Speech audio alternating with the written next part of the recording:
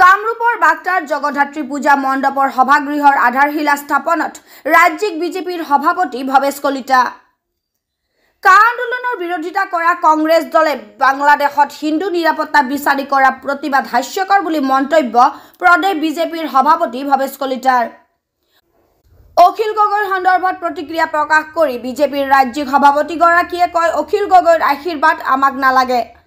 আজি নৱগঠিত ৰঙিয়া বিধানসভা সমষ্টিৰ বাগতাত চৰকাৰী আঁচনিৰ আধাৰশিলা স্থাপন কৰিবলৈ আহি প্ৰদেশ বিজেপিৰ সভাপতি ভৱেশ কলিতাই এই প্ৰতিক্ৰিয়া ব্যক্ত কৰে। এই আধাৰশিলা স্থাপন অনুষ্ঠানত বাগতা গাঁও উন্নয়ন সমিতিৰ সভাপতি তাৰানাথ কলিতা, সম্পাদক অপূৰ্ব দাস, কামৰূপ জিলা পৰিষদৰ প্ৰাক্তন সভানেত্ৰী ৰীতা তালুকদাৰকে ধৰি প্ৰায় শতাধিক বিজেপিৰ কাৰ্যকৰ্তাৰ লগতে ৰাইজ উপস্থিত থাকে।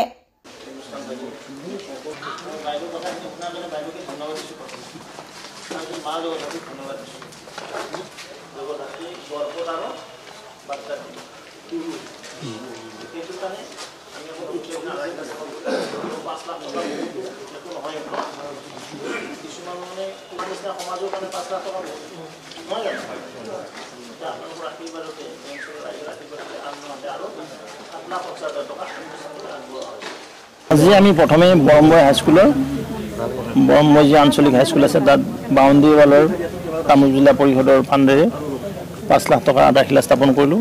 দ্বিতীয়টো কাৰ্যক্ৰম আছিলে আমাৰ বাগতা সাৰ্বজনীন যি জগধাত্ৰী পূজা মণ্ডপ আছে ইয়াত স্থায়ী ৰভাঘৰৰ আজি আধাৰশিলা স্থাপন কৰা হ'ল। এই ফাণ্ড আমাৰ কামৰূপ জিলা পৰিষদৰ আছিলে আৰু আমাৰ সৈতে উপস্থিত আছে আমাৰ কামৰূপ জিলা পৰিষদৰ প্ৰাক্তন সভানেত্ৰী ৰীতা তালুকদাৰ বাইদেউ।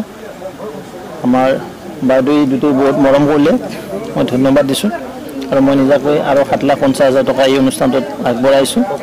আশা কৰোঁ গোটেইখিনি মিলাই ৰাইজৰ এটি বহুত দিনীয়া অভাৱ এটা সুন্দৰ ৰভাঘৰ লাগে। নিশ্চিতভাৱে প্ৰথম পৰ্যায়ত 12,50,000 টকাৰে এই ৰভাঘৰটো নিৰ্মাণ কৰা হ'ব।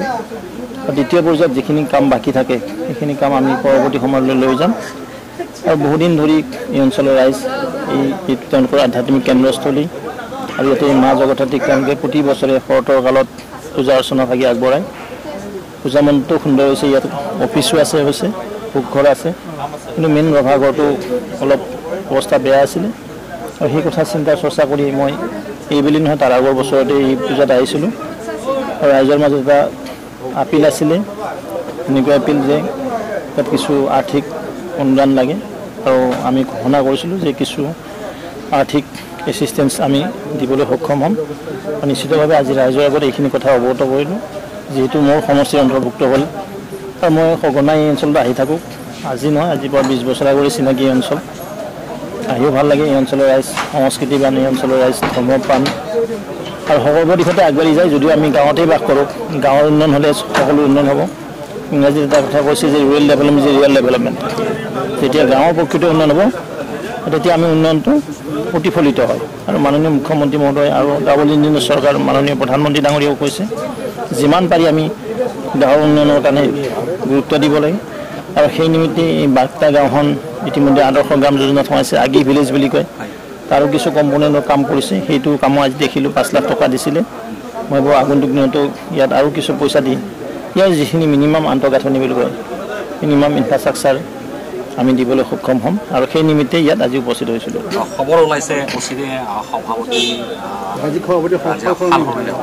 এতিয়ালৈকে হোৱা নাই এইবিলাক, যিহেতু আমাৰ সংগঠন পৰ্ব চলি আছে।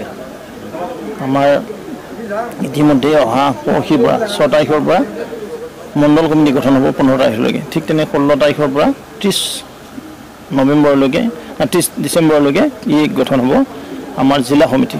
জানুৱাৰী মাহত আমাৰ সভাপতি নিৰ্বাচন অনুষ্ঠিত হ'ব।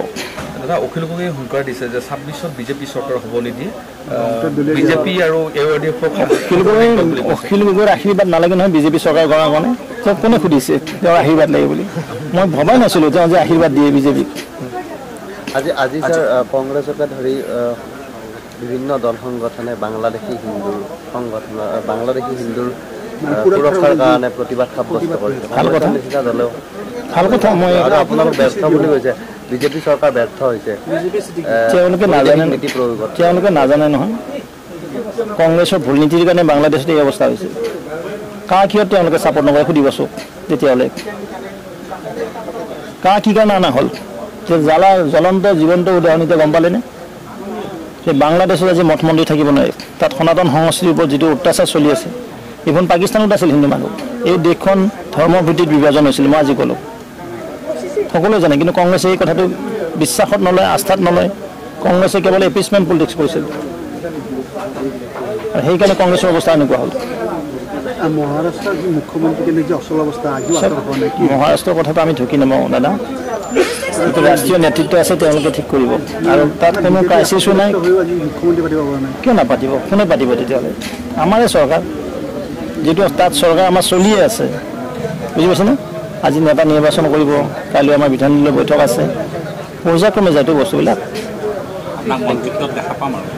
চাওক মই এজন কাৰ্যকৰ্তা বুজি পাইছেনে মই মন্ত্ৰী আছিলোঁ গম নাপায় হাজোৰ পৰা কমলাকান্ত দাসৰ ৰিপৰ্ট ইত্যাদি A to Z।